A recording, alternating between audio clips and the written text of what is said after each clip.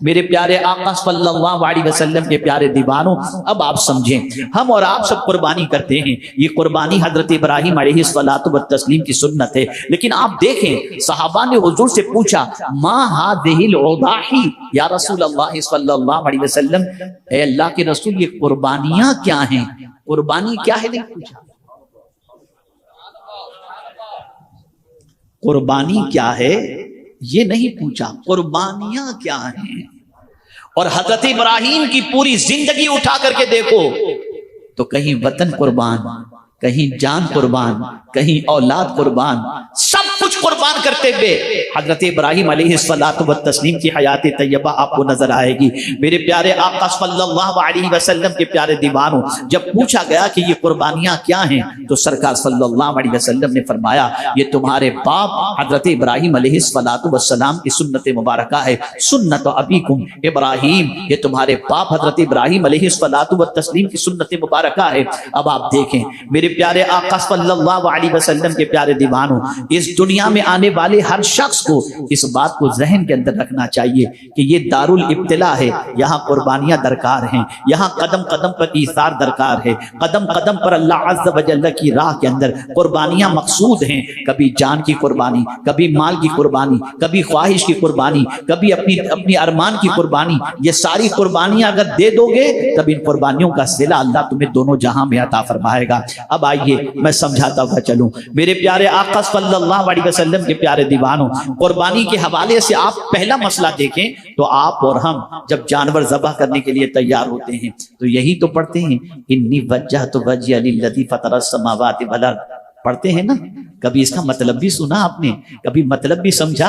नहीं नहीं, मतलब तो सिर्फ इतना है, जल्दी जानवर ज़बाह और कलेजी घर पहुंचे और पका करके खा लें, यही तो मतलब होता है। सुनो इस आयत करीमा का और इस जुमले का मतलब क्या है, इन्नी वज्जहतु वज्हिया लिल्लज़ी फ़तरस समावाति वल अर्ज़। अल्लाहु अकबर, मैंने सबसे अपनी तवज्जो को हटा दी, सबसे मुंह मोड़कर उस रब की तरफ मैंने मुंह कर लिया जो जमीन और आसमान का पैदा करने वाला है।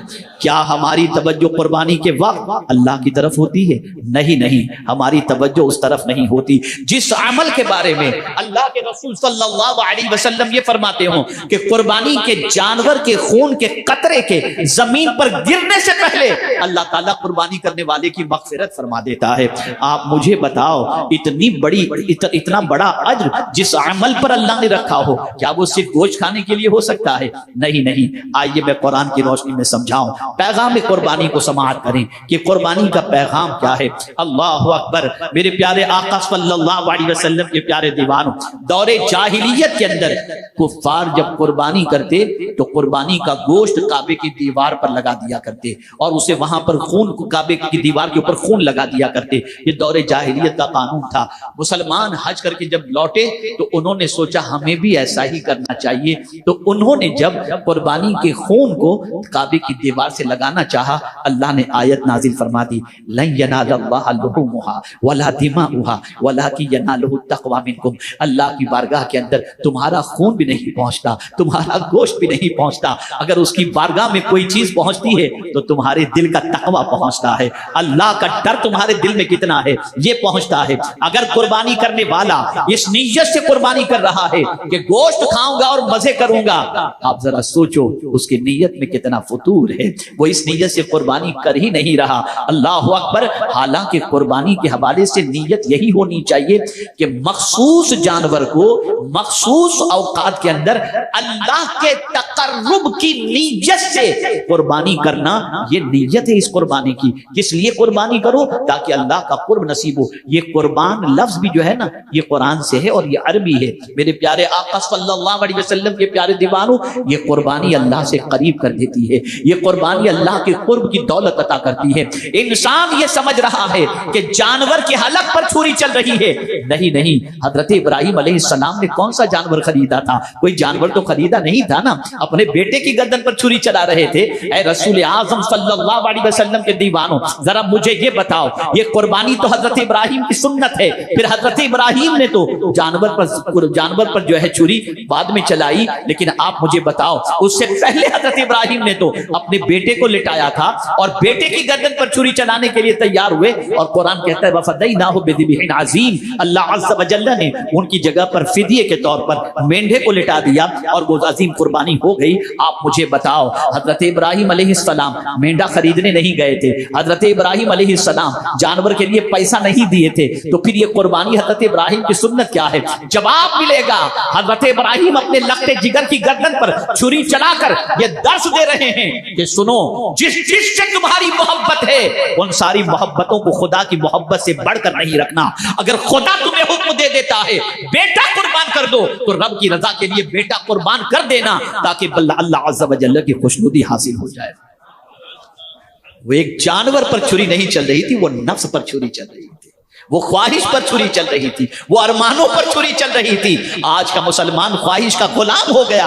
हजरत इब्राहिम अलैहिस्सलाम ने बताया, मेरे बेटे की मोहब्बत बड़ी मेरे दिल के अंदर है, मैंने इसे अल्लाह से मांगा है, अल्लाह ने मुझे अता फरमाया, लेकिन अगर मेरा परवरदिगार मुझसे फरमाए कि बेटे की गर्दन पर छुरी चला दे, मैं बेटे को नहीं देखूंगा, मैं रब के फरमान को देखूंगा, पालनहारे हकीकी के फरमान को देखूंगा। यहां से एक मिजाज मिला।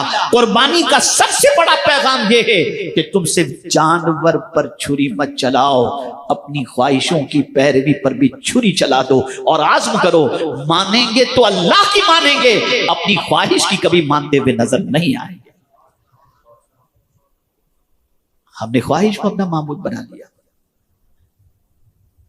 एक ख्वाहिश पूरी नहीं होती, दूसरी ख्वाहिश जन्म ले लेती है। हम ख्वाहिश के गुलाम हो गए, नफ्स के गुलाम हो गए, और अल्लाह की बारगाह में ये गोश्त और खून नहीं पहुंचता, तकवा पहुंचता।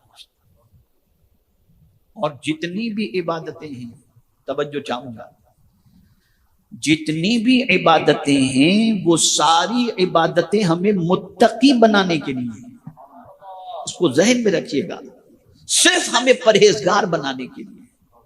और हम सब कुछ बन गए, नमाजी भी बन गए, रोजेदार भी बन गए, हाजी भी बन गए, और जो अल्लाह की राह में खर्च करने वाले भी बन गए, लेकिन अभी तक मुत्तकी नहीं बन सके, मुत्तकी नहीं बन सके। जिस मकसद के लिए इबादतें हैं वो मकसद हम हासिल नहीं कर सकते। क्या कभी आपने माह रमजान के रोजे के मकसद को देखा? कुतिबा अलैकुमुस सियाम कमा कुतिबा अलल लज़ीना मिन क़ब्लिकुम लअल्लकुम तत्तक़ून। रोजे इसलिए फर्ज किए गए ताकि तुम परहेजगार बन जाओ, ताकि तुम मुत्तकी बन जाओ। सफर हज के लिए जा रहे हो, ज़ादे सफर लेकर के जा रहे हो, लिबास पहन करके जा रहे हो, वहां भी कुरान कहता है अगर तुम जानना चाहते हो कि तुम्हारा हज के सफर के अंदर ज़ादे सफर सामान्य सफर कौन सा बेहतर है, तो कुरान कहता है कि सामान्य सफर के अंदर तक़वा ये सबसे बेहतरीन ज़ादे सफर है, और लिबास जो है वह लिबास तक़वा खैर, तक़वा का लिबास सबसे बेहतर लिबास है। लेकिन अफसोस के साथ ये कहना पड़ता है कि आज तक हम मुत्तकी बन ही नहीं सके।